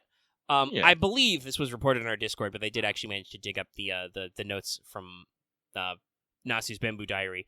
I believe this event was completely solely written by Rio, and this was their first time actually doing that, sitting fully on doing all the writing for an event. The previous tie-in with all the statesmen was allegedly Rio did the rough outline and then passed it off to one of the other Type Moon writers to actually flesh out. And yeah, no, I mean, this does kind of feel like, the writer is cutting their teeth on writing an event for the first time. The way basically every section starts with the punchline does kind of remind me of the way learning with manga is written sometimes, because Oh, it's yeah. a fucking one page gag comic. It's while And I there is think an that's- ongoing storyline, it is usually focused on delivering a joke. Yeah, and I think that's the problem with these cities is they're trying to deliver a joke, and it's not quite landing. I will say, if you want to take this event as the redemption tour for the America Singularity, because we're like actually, hold on, sorry, my chair is stuck on something. Come on. He's stuck. Oh, okay. I like rolled slightly over to grab a handkerchief, and then my chair wheel got like stuck on the mat or something. Don't know why. I guess I gotta be more careful. It's not bending the wrong way. All right, sorry about that. Door stuck. But this event does a lot better job of like showing that maybe at some point we actually visited America and did some research. Like writers' little notes about like the different cities we go to are, at least as far as I know, much more in depth and like actually accurate. So like that's cute. Otherwise, the event is just kind of Yeah, it here. like some of the jokes are good. There's a lot of stuff going on with Assassin in the background. Pretty funny. The first joke about them nearly disappearing because they rode so hard. It's good. I will say like some of the character beats are really good. Anning is just this like little ball of being angry at everything that is not dinosaurs. I love her. I've only had her for a week, but if anything happened to her, I would kill everyone in this room and then myself. But that's not enough to carry a full event. Daikoku-ten also really great. There's we can basically say there's a fucking big boss joke in here, or the biggest boss. Back and forth. They have great expression sheets, and like some different costume changes, and all in all, it seemed like a fun time. But there's definitely some weakness in this event. It's really interesting, like I said, to go from Water Monster, which I was like, oh, this is really good actually. This is a pleasant surprise. This is much more like, okay, this is certainly an FGO event. Yes, this is perfectly middle of the road. I have no strong feelings one way or the other. Yes, we've fully become the neutral planet. And I'll see when I get to the actual finale. Obviously, Chad, if you're listening to this and you've already gotten to the finale, hold your thoughts for next week maybe. I'll see how I feel. It's all right. It definitely feels like putting this so close to Water Monster Crisis is kind of to its detriment, because you go from one event that was pretty good to one event that's just kind of and you're just kind of like, could use a little more spice there. But it is what it is. And I will say, like, some people seem to really not like Super Bunyan. I do want to say, I actually do think, especially given the time period this is written and like where culture is at, I do think you're supposed to find Super Bunyan a little sus. Well, yeah, no, she's literally sus. She keeps doing these weird expressions, and you, as the master, is going like, wait a minute, what was that? Yeah, you're catching her expressions. Yes, the fact that she's like, suddenly into, getting into like, personal contact with you, and there's also like, adding the film in. Wow, what a really specific gif. Hitting Homer Simpson with the curse on the mummy. Oh, it's because Legendary is doing that thing that they do. He's doing a gag, which you can only follow along if you join us on Patreon and look in the patron chat on our Discord. You two will understand this reference. But, yeah, no, like, the filming and stuff, I do think you're supposed to find it a little, weird. And there's not, like, any, like, really specific hard hits about, like, social media and influencer culture, but I feel like there's just a little bit of that. And like, that is one of those things, like, being a social media personality can be something you take too far. But, I'll see how it plays out, I guess. But yeah, that's kind of where we're at with that one. But that'll be, like I said, that's the end of our normal free talk. It should technically be Fanservice Friday time, but like I said, I have not fully prepified my notes, so there's no material to be there. Which means then it's time for phrase talk. Which we got some time for. We're about an hour and a half in. Righto. Don't want to fire for like forever, because Lots already said he'll be around if we're doing stuff later. Might be do diving, or might be doing some 14. We don't know. Well, we'll figure it out. Both of those are very relevant right now. I can kind of like speedball kind of our hits there. Helldivers is actually doing a interesting thing with the major order. I don't know if you know about this, Lucky. I do not. But we got a new major order. We actually succeeded on the defense mission for once in our gosh darn life. I guess making it so you could also do bug defense missions counted. But the new major order gives us a choice of liberating 2 planets. Depending on which one you go to will unlock a new stratagem. Liberating 1 planet will unlock the anti-tank minefield. The other will unlock the airburst rocket launcher. Both of which I believe have been data mined.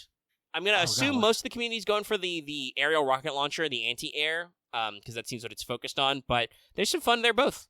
And I think that's a really interesting way to do these. Literally, like last night, we're diving and we're talking about, man, it's been a while since we got a new stratagem. Well, here it is. Get your unlocks, kids. I'm going to assume that, like, since both of these are already things they have pre-programmed into the game, they will eventually both show up. From everything I understand about, like, project design and game development, they're not going to, like, throw away the anti-tank mines because you don't do that mission. It'll come back later. But yeah, it's really interesting to see. I have not really seen much vibing from the community about like which direction to go in, but it is certainly, you know, a fun one for them to pull up. Yeah, so it's a fun time. Sorry, I'm just thinking which one I would rather have. I don't use minefields that much, and honestly, I need them to fix the spear. The spear is great for anti-air. Well, yeah, in most cases. Yeah. It can't take out a dropship, but it takes care of those fucking fighters, no problem. The anti-tank minefield, like I would probably lean more towards the rocket launcher just because anti-tank mines, while we've talked about using them before, seem very specialized. You're going to be using those in specific situations to like get, you know, hulks, actual tanks, depending on how good they are, maybe damage Faber walkers, Chargers, Bile Titans, etc. But again, Bile Titans are also huge, so I don't know how much it'll, you know, hurt them for their tiny little baby legs to step on the anti-tank mine. Yeah, I guess it would depend on like the range that anti-tank. Also, if we can run on them and not blow up. That I hope is true, because they are anti-tank mines. That would be a nice feature that they like don't blow up friendlies and littles, and then they can introduce the vehicles, and then you can blow up on the anti-vehicle mines. Yes. But like again, still seems situational. Just a new rocket launcher that's focused on air guys. Probably something we could do with that. We'll see if we want to jam in later.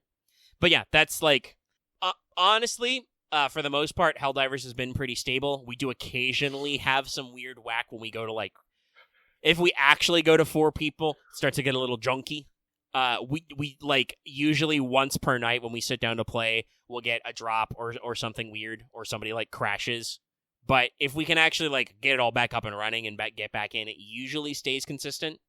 Yeah, I think yesterday I was the one who dropped, but I was able to get in pretty quick. Yeah, you perished, but were able to join back in while we were in the same mission, so it was not a huge, you know, problem.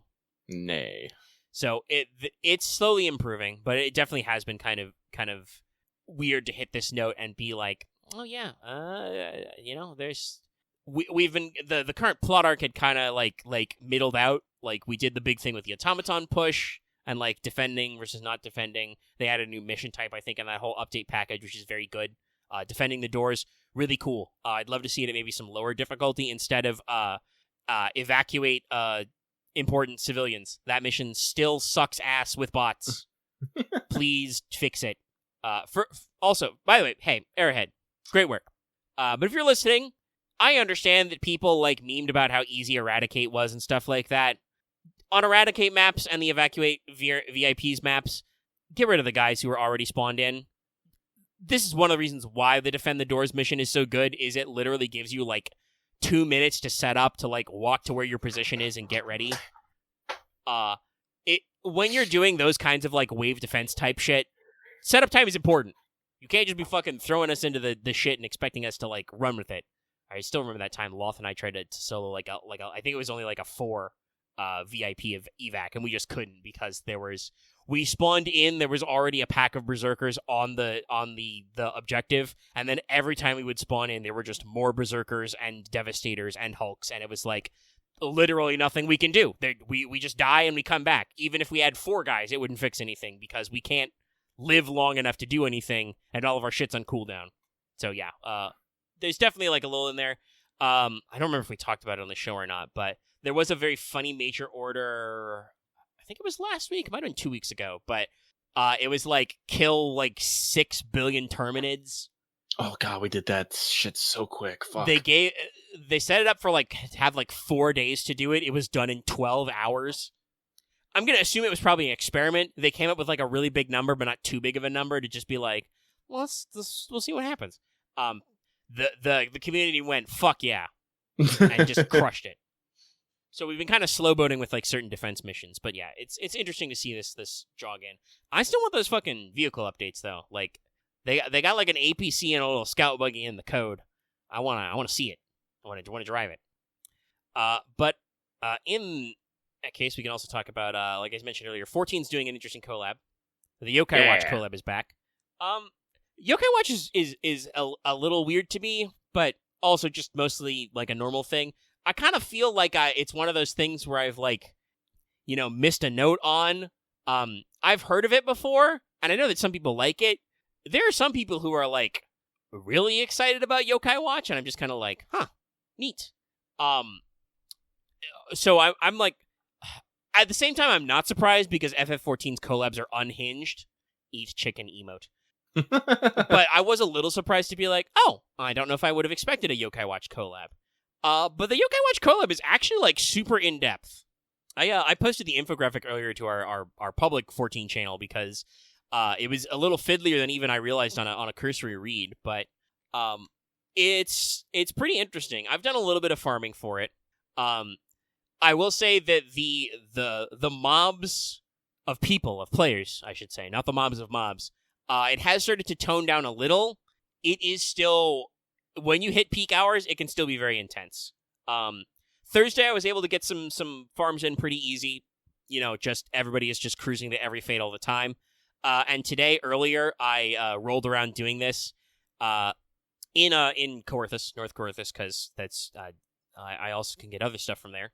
I jammed out for a while. I left after I want to say 45 solid minutes of going. And I not only because I had enough metals to do some things, but I also left because it was to a point where basically every fate was cleaned off the map. Yep. Like we had reached such a peak clearance of fates that they were not respawning fast enough. And that happens in a couple of places. And I think you checked in lucky the first day it dropped. And that was fucking crazy, allegedly. Oh yeah, no. It's actually bad enough that there are some video game news outlets who are reporting on this fact. Yeah, wild. So, when we break containment like that. Yeah, so most notably, they're talking about how blue mages are just destroying everything. Yeah, I literally tabbed over to my news page. That is my number one hit on for me on Google News. Is PC Gamer 14 players are struggling to complete Yokai Watch event due to a tide of blue mages. There it is. But yeah, no. And you still see loads of them when you're out there in packs. I have seen you talked about having to fight people for hydro pulls. Yes. I have not done that. I have mostly just because of the leveling, been doing it as Bard because that was already around that level. So it's just it's around the right level. I have to hit level sync less often. But I have seen blue mages hydro pull fight each other. Just watching groups of mobs get sucked to one point and then all of them get sucked to another point. It's very funny, but I can't imagine it's not frustrating for those guys to get in there. But it doesn't really seem like there's any animosity about it right now. We're at a low enough level that it's not crazy, but it's very funny to watch. And if you don't know, the event is actually it's pretty all right. You do some plot stuff. They give you a yokai watch. You have to equip the watch. This gives you yokai medals when you do fates. You can exchange the medals for minions. If you have certain minions equipped in certain areas, you can get legendary medals. Legendary medals you can exchange for weapons.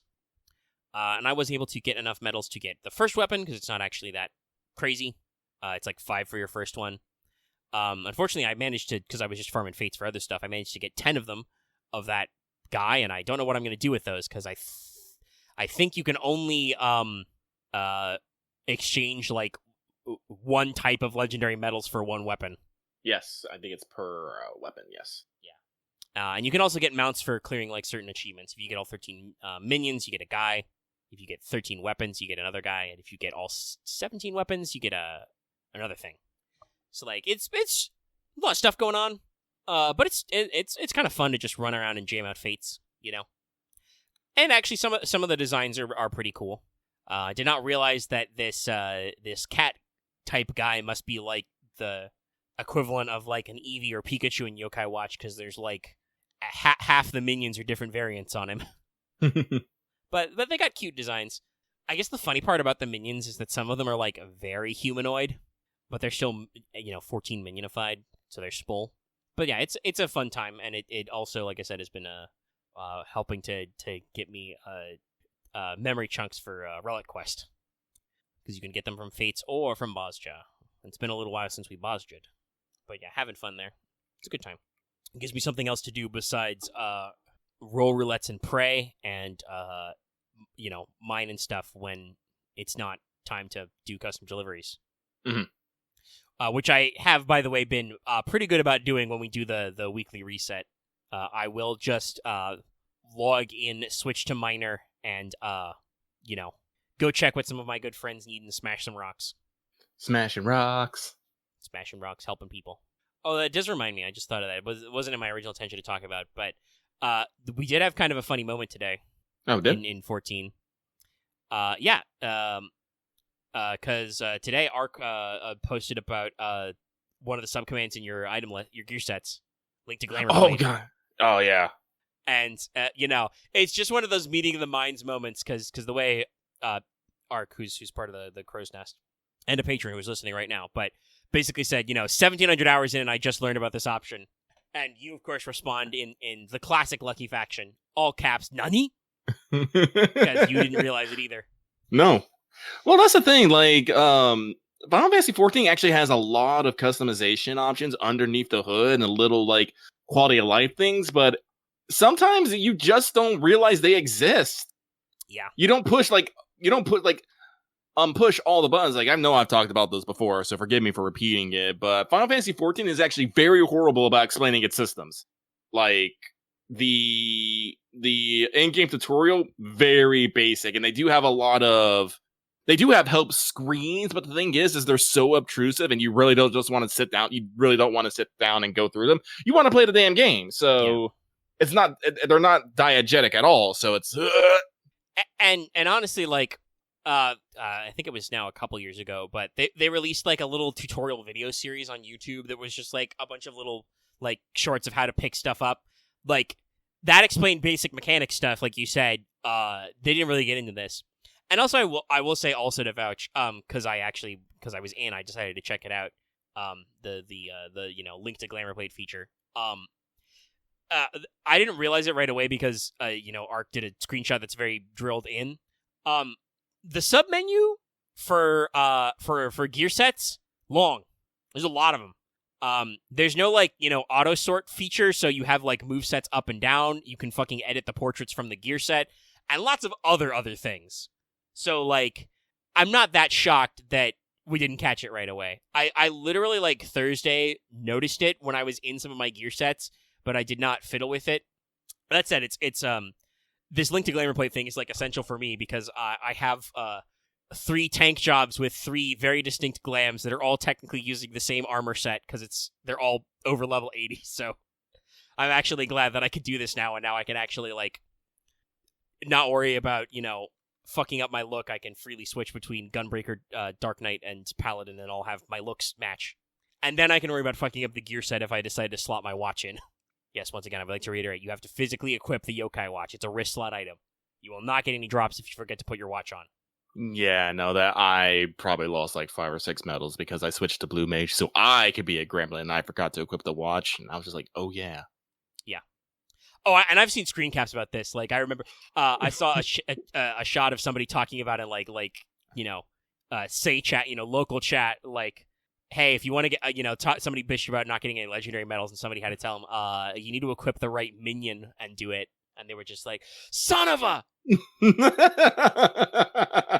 Like, it's a cool event. It's very fiddly. Lots of little detail. Like, if you want to get some of the specific vibes, you're gonna be in there. You're gonna have to get up in the griddle and find specific places. It's just funny enough that just through like happenstance of like testing the system for myself, the one weapon I could get was the Red Mage one, which was funny. Serpent Lord's Rapier. So yeah, I'll be down to climb with some of that. But yeah, that was the bulk of the news I got going on. Like I said, I don't have anything to say about Digimon Cyber Sleuth right now because I put like an hour into it and I'm still in like early game. It basically set up stuff. Mm-hmm. Lots of wandering around the internet, talking to people, spending some time going back and forth about which starter Digimon I should pick. Also, it doesn't. Ultimately, it doesn't matter because all the starting ones, I think, you can get pretty early on. Yeah, I know. It's one of those things where I'm like, shit, will this matter? And I'm like going to the internet and they're like, nah, it doesn't really matter. I'm like, okay, cool. Also, game, how dare you show me an Impmon right away and then tell me I can't get that little guy? How dare you? Perish. It's funny, speaking of Impmon, I don't know exactly what for, but they like revealed a whole new like normal Digivolution line for him just the other day. People may or may not have seen our community freaking out about it. It's pretty cool. They basically turned Impmon into Dark Guilmon. The evolutions lineup, including his normal Mega, is like a giant snake dragon man with guitar wings. It's pretty neato. But yeah, that means that it is now the time in my notes where my bullet points where I will turn to Lucky and I will say, hey, Lucky, do you want to talk about Stellar Blade? I guess I can talk about Stellar Blade, but unfortunately I will not be able to talk that much about the game because while I do have my physical copy is installed, like I said, this is the big reason why Lucky has been actually a bit upset today. So, Stellar Blade has come out, and while it seems to be critically okay, I believe that like Metacritic put it in like the low to mid 80s, so still respectable. Yep. And I don't believe user reviews have come out quite yet, but people seem fairly positive on the game. Yeah, it's everything. 83 on OpenCritic, 82 on Metacritic, and looking at like the way the Metacritic split is, it's like almost all greens, just a couple of like a small slice of yellows. Yeah, but it's not the game itself that is the problem. It is everything around the game, because ever since we've really gotten some good looks at the game, there has been this semi-constant woke versus anti-woke internet fight going on around Stellar Blade. Now, I don't want to get into it too much because honestly, it is a complete nothing burger. It's a little stupid, and I am bamboozled every day that people want to fight so hard about this. It's but really tiring. It's really tiring. But because it is something that people are yelling about, news outlets have been reporting on it, which then feeds into the machine, and it becomes a very vicious cycle. And it's come to the point that I feel like some people are trying to drum up controversy about this game just so, they have something to write about because, otherwise they're not going to get clicks. This is why some people if some people in the gaming sphere might have seen a hard R trending a couple days ago, as in Stellar Blade there was some graffiti art of hard next to a sign that said R, and someone decided to report that Stellar Blade is actually super fucking racist. Also, we should even say it's not just a sign that says R; it's like shop R or item R. I don't remember anymore. But it's like it's a neon sign. Yeah, it's advertising for you to go a place. Yes, and like I said, that got people in a tizzy. And here we are, day one of the release. Physical and digital worldwide. And it has come out that apparently, for some odd reason, in the day one patch, they have decided to censor the game, despite early reporting that the game would be uncensored. Now, the censorship seems to mostly comprise of two bits. One, Eve does not get covered in blood and gore like she did originally. Two, they seem to have covered up some bits in a few of her outfits, showing off less bits. The director of Shift Up there's a bit of a clip going around and showing him talking about how there is internal discussion going about this. And this, of course, has gotten people to screaming left and forth that, this is Sony's fault doing this. Others saying that this is Shift Up doing this, that they always intended this. Now that just feeds back into the woke versus anti-woke, now versus censorship versus corporation things. And it's a very, very big mess. It's but believe it or not, And I've even to even talk about this also. Like I'm getting some light feedback from my sources. I'm watching this one closely. The censorship question is still like not even known if it was actually quote unquote censored. Like some of Shift Up's statements may be that the stuff that's in the day one patch version of the game is intended, and that may mean that the stuff that was on disc was like earlier brews. Some of the like pictures and footage of some of the things that are quote unquote censored are a little shaky, like people are videoing them with their phones, but your PS5 records video clips, guys. You can upload those straight to Twitter. You can. Well, not straight to Twitter, but because of the functionality, but you can get the clips really easy. So like it's a little weird. Like it feels like there's an attempt to take something which there probably were, especially like with the gore stuff, there probably were a few changes and tweaks. There was a like micro scuffle, like I think last week about the game being rated without any allegedly without any additional censorship in Japan. I believe an executive who was like the lead of the JP branch of EA, like was a little kind of like, hey man, that doesn't seem cool. We had a lot of problems with Dead Space over there. I do want to clarify that person did not mean that he thinks that Stellar Blade should have to make changes. He's more upset that Dead Space had to make changes. Yeah, no, but it was a thing where he brought this up and it's like, hey, I feel like this might be a little bit of a double standard thing here. It feels kind of bad that we got hit and these guys didn't. Well, maybe these guys did like have to do some like on disc pulls for like ratings board. We don't know yet. We don't know. It sounds like Shift Up is kind of like discussing how to like talk about this internally right now, which is a shame because like right now they should really be celebrating. Yeah. I've also heard people talking about reports that like based on preliminary numbers, Shift Up may be able to announce that they may have moved 1 million units in the first 24 hours, which is crazy. It is crazy. I'm very happy for them. I'm very happy for them. And like with Nikkei's 1.5 celebration and the release Stellar Blade, they should be doing pretty good. And yet we have all this. But funnily enough, like you might find this weird, but it's not the censorship thing that's actually bugging me most about Stellar Blade right now. It's actually something that you would actually consider a lot more minor and petty, but it's something that's, getting to me because listen, guys, I've been on the internet for like over 30 years. I am used to this shit to some point. It still gets to me, but at some point you just have to accept that this is the state of the world. So finding about censorship, old hat. What's bugging me right now is there's actually a couple technical errors going on in Stellar Blade right now, and I'm experiencing two of them. One, my save data from the demo did not carry over. Now, on the technical levels, it's not much. It's just me doing, the opening prologue and the first level. Not a lot, but I am a person who did run around for a bit, do a little bit of extra grinding. So while I wasn't like one of those people who did like 50 hours plus and got everything unlocked, I do have a few extra points. I'm like, and like maybe some like extra items and money. So I was like, I would like to keep that. Unfortunately, I have not been able to figure out any ways whatsoever how to get my save data to transfer over. Anytime I open up the physical game, it just takes me straight to new game. Doesn't try to read anything, doesn't try to open anything. I've even gone back to the demo and beat it again just so it would get through it. It's like nothing's happening. So I feel like, again, like one of the things that I've been promised has kind of been, put to the side. I'm just like, oh, okay. Yeah, and it definitely feels like nobody is reporting that sort of stuff. Yeah, no one's reporting that. The other thing, which other people have been reporting, is apparently the pre-order bonus has not been working with people.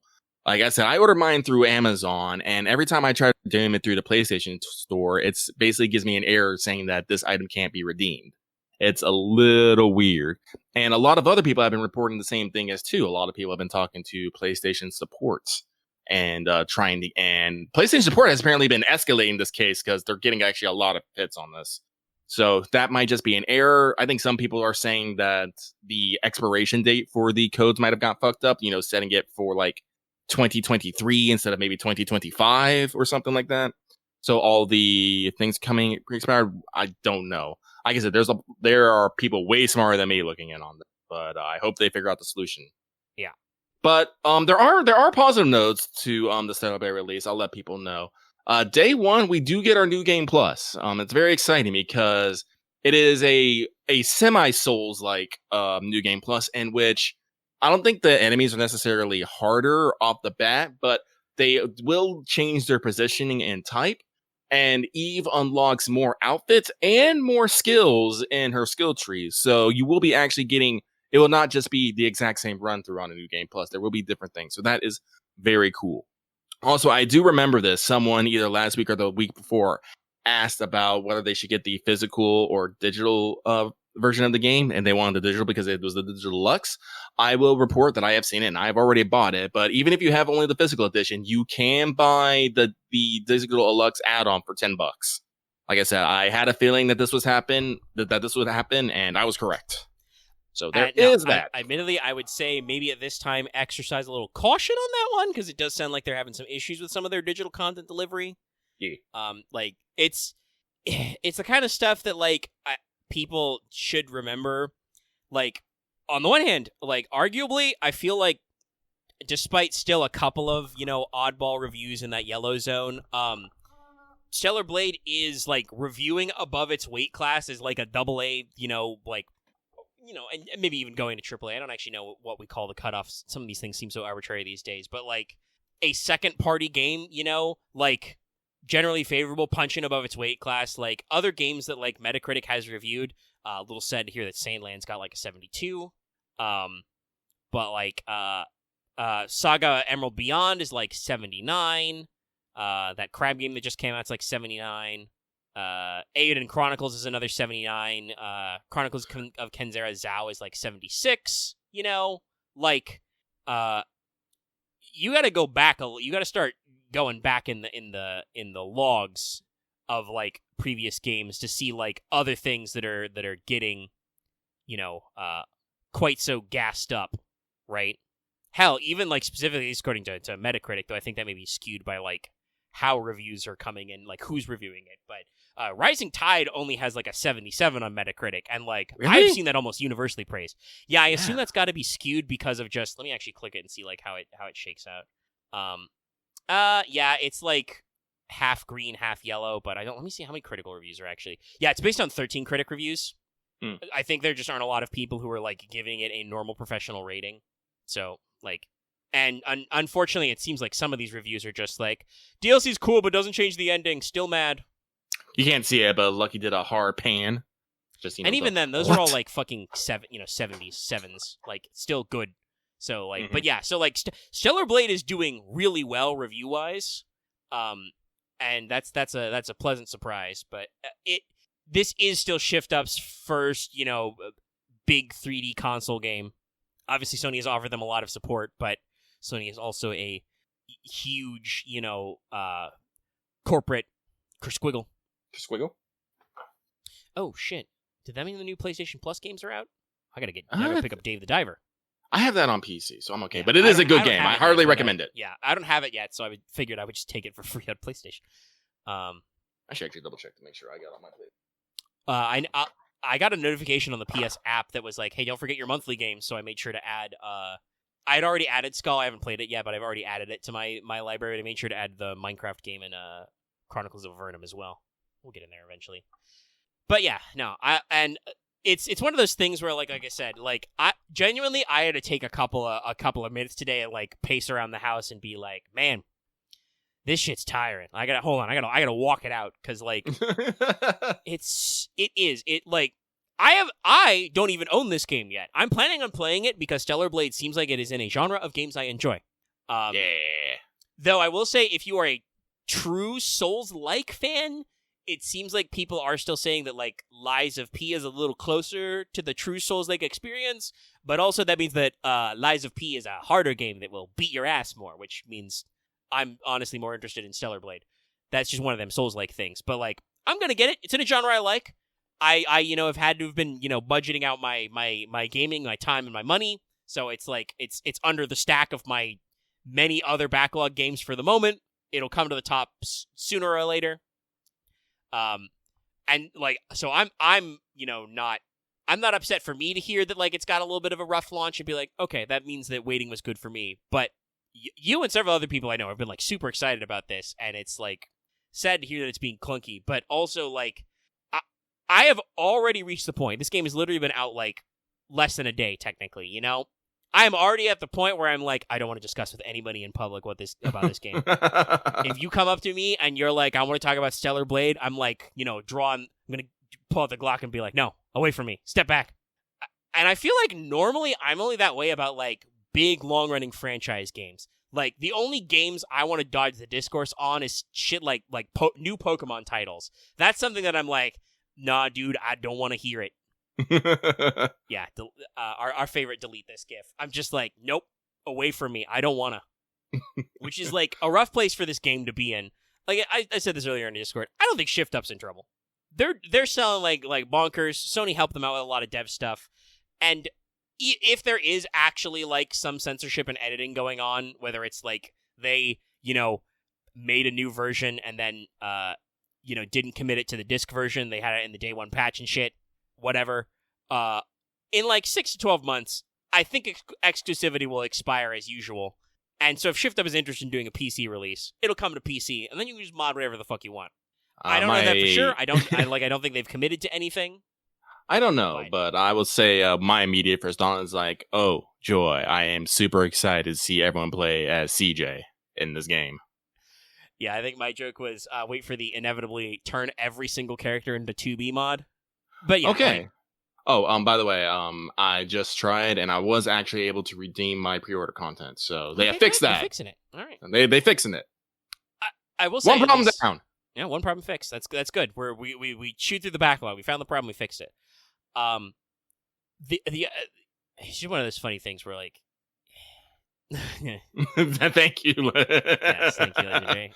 Oh shit, here we go again. But yeah, it's just one of those things where like, the game probably fine. It's doing fine. It's cool. And I have actually like the actual people who are discussing the fucking game, like the actual game. I have actually seen a couple of people on my Twitter timeline having a good time. Like most of the artists who were kind of hyped for the game, they seem to be enjoying themselves. I do feel like some people, and I don't know if it is because that's how they've marketed or just because the fucking the grifters and the greebles have like got it in their mind space.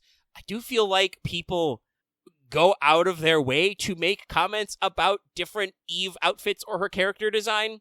Like obviously she's the protagonist, she's very prominent, but it just feels like the game is a magnet for some of these comments. Like whether it's like, talking about, these costumes could be sexier, to some people being like, I actually don't find this costume that sexy. I think I believe I saw somebody somewhere else on the internet refer to the alleged uncensored one of the costume designs as what they called quote unquote ugly horny. Ugly horny. I don't really get what those words you're putting together, but like clearly this made you feel a feeling. So like, yeah, it's kind of a weird one, but I don't know, man. It's wild. I'm glad the pre-order thing got cleared up. Yeah, that's one thing. Have you yourself filed any support tickets about anything with like or made any comments about the demo transfer?